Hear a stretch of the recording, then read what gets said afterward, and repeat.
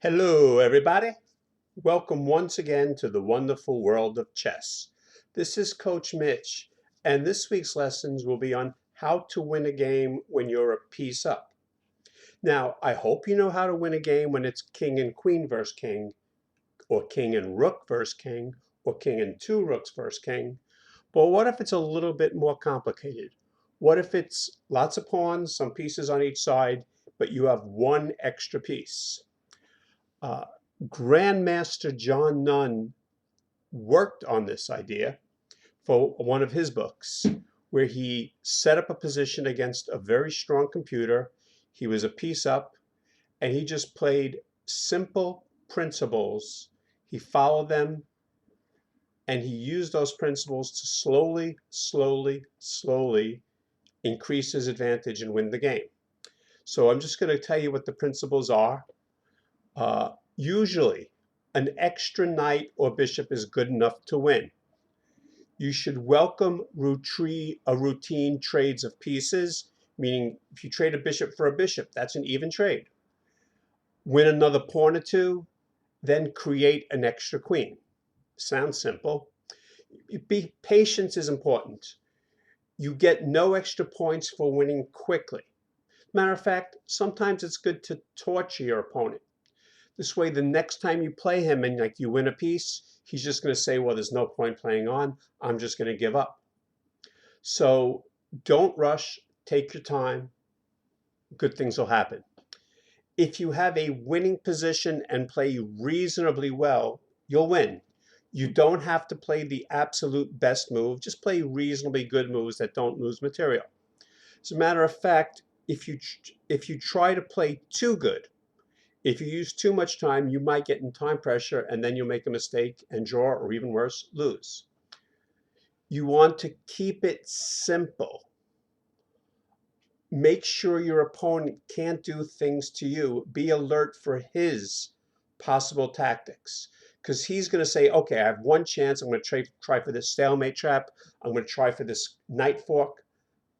Be extra alert for that. Use all your pieces, including your extra piece, and later on, when enough pieces have been traded, use your king too. The king is a strong piece in simplified positions. The king's attacking potential is actually stronger than a bishop or a knight, not as strong as a rook. So if you're up a knight, but your opponent is using her queen, and your opponent is using her king, and you're not using your king, you actually have a disadvantage because you're playing with a king less. Okay, so we're going to go over this game, and I believe the principles are illustrated.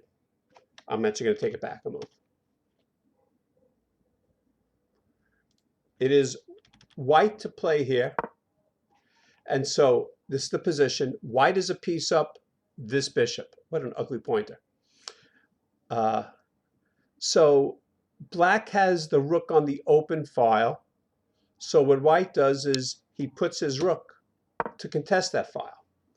Things get traded, that's good. White wants trades. He wants to trade big pieces.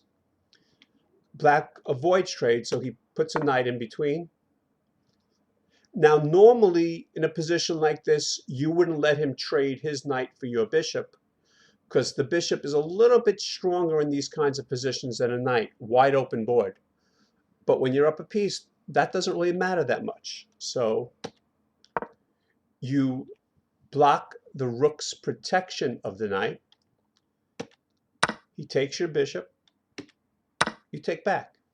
Already, just by opposing the open file, you got rid of one set of pieces. He chases your knight away, and you go back. Now, a lot of people want to play this move, which is actually not a bad move, knight check. The only problem is, later on, black might play g6, and the knight might be trapped. It probably won't be. But why even allow that? It's much simpler just to keep it nice and simple, and just retreat the knight to a nice safe square. He brings his rook to the middle. Now, normally, you would not want to play rook takes rook here, because then black gets the file. But remember, routine trades of pieces benefit the player who's a piece up. So you trade a rook for a rook, takes back, and then what you do is, I just put the move back, you bring your rook over so that, hey, if you trade, you've traded your last rook, and if you move your rook away, my rook will become very strong. And, you know, that's pretty bad for black. Either he trades and gets rid of the piece, or he lets the white rook come to his position. So the computer that Grandmaster John was playing said, okay, nothing better than rook takes rook, knight takes rook. And this is actually a pretty common type of position in scholastic chess. Pretty symmetrical, but one side's a piece up, a knight up. So the key is use all your pieces and then slowly use that mismatch to win a pawn or two and then queen a pawn. So I'm going to go through the rest fairly quickly. I'll stop at some important points. Black brings his piece to the middle, king to the middle. White brings his king to the middle. Black brings his king to the middle. So does white. There's really nothing, you know, black is playing for a long trap. It's not going to work if white's careful. Brings out his knight. Now white is, now this should be a mismatch. White has two big pieces against one. Now he's just starting, white's starting to have his idea of queening a pawn on this side of the board.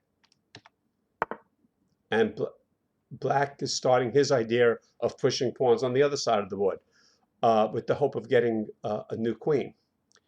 If there's one moment you have to look out for, but white will be careful. Now that's a great move. If the pawn takes, I hate that cursor, he takes back, and then the knight and king are going to gang up and win another pawn. And then he's going to have 2-on-1 and get a queen on this side of the board. So there's no way black is going to do that. So instead, he pushes. Where's it going? You'll see. So he gets his king in the middle. Can't be chased away. And then he redeploys the knight.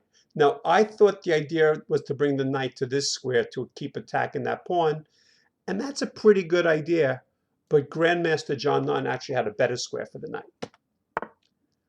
Black, you know, black can't do anything. He can't do anything. So white just puts his king on a slightly better square so he can put a knight where it attacks two pawns. And now it just shows you, when you have an extra piece, you just overpower your opponent. It's a mismatch. So black is starting his attack. Let's see where that goes. Takes the pawn. Uh-oh, he's only 3 squares from queening. Penetrating with the king. He's going to win everything.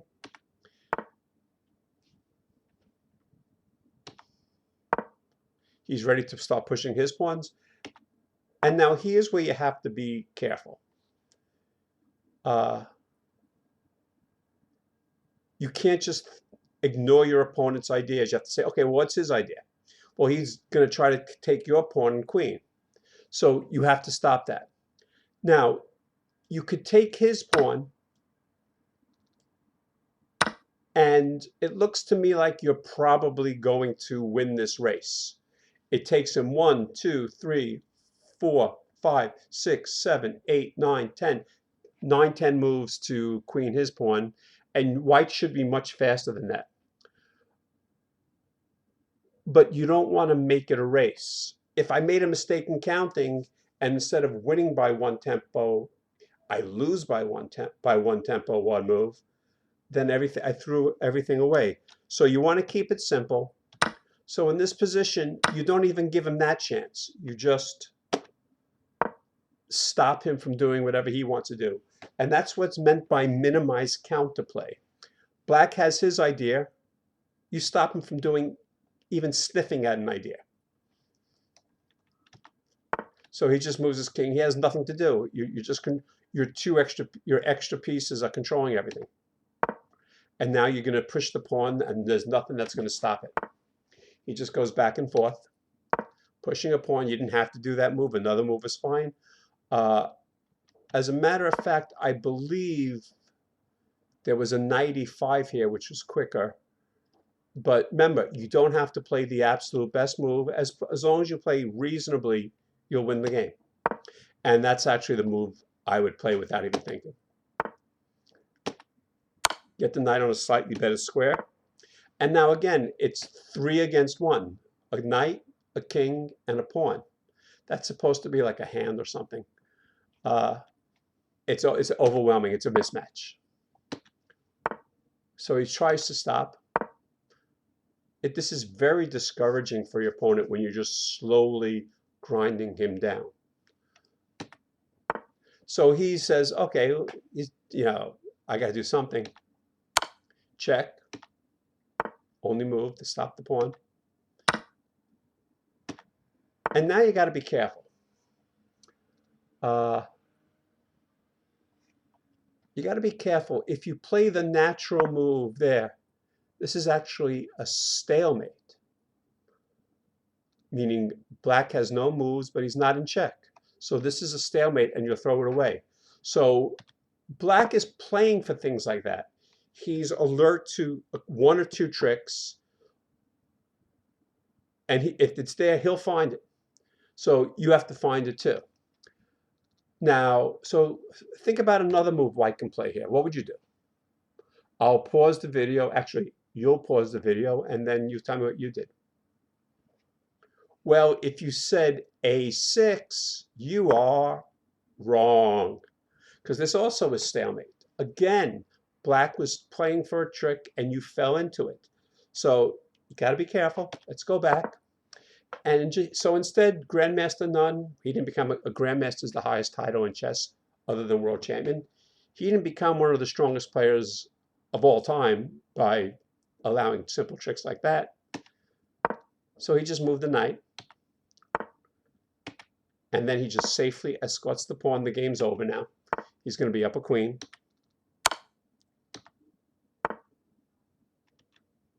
Check. And do you see the next move? By the way, if all he did right now was just push this pawn to the end, it'll be up 2 queens. But he saw a better move. Do you see it? And I believe this is checkmate. So that was a really good game by John Nunn. Now, you should be able to practice this. And I'll show you how you can do this. You can go to whatever chess program whatever chess website you belong to. I'm going to use Lichess because it's free and easy.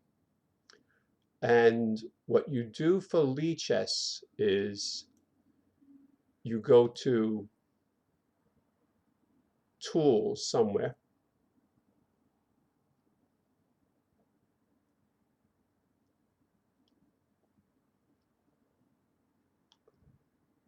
Okay, I have to do it this way. I'm sorry.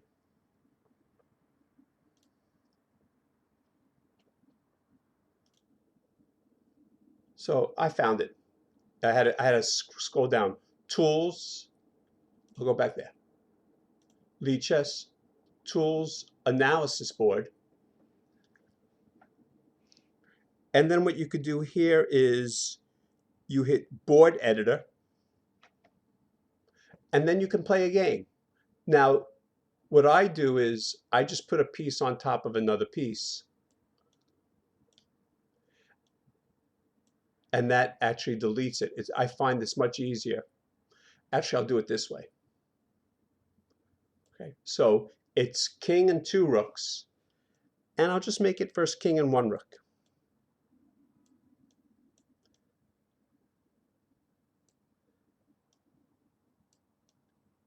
And so you can practice by starting, hey, I'm going to play a game where I'm up a rook, and let's see if I could win that. And you hit continue from here, and you can play with the computer. Put it on level 5, and I'm going to be white. And then I just play, and I just continue. And this is so easy for me. I just take it. I'm just going to castle. And then I'm just going to go on. Let's do it again. Let's make it a little bit harder. So again, Tools, Analysis Board. Click on these 3 lines, menu, board editor. And remember, if I put something on top of it, you delete what's underneath. And I'm just going to make a king and knight and 3 pawns.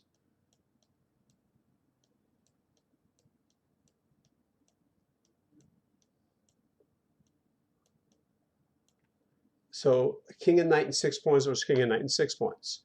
And then again, continue from here, play against the computer. It doesn't really make a difference. You can put it on level 8. You're white.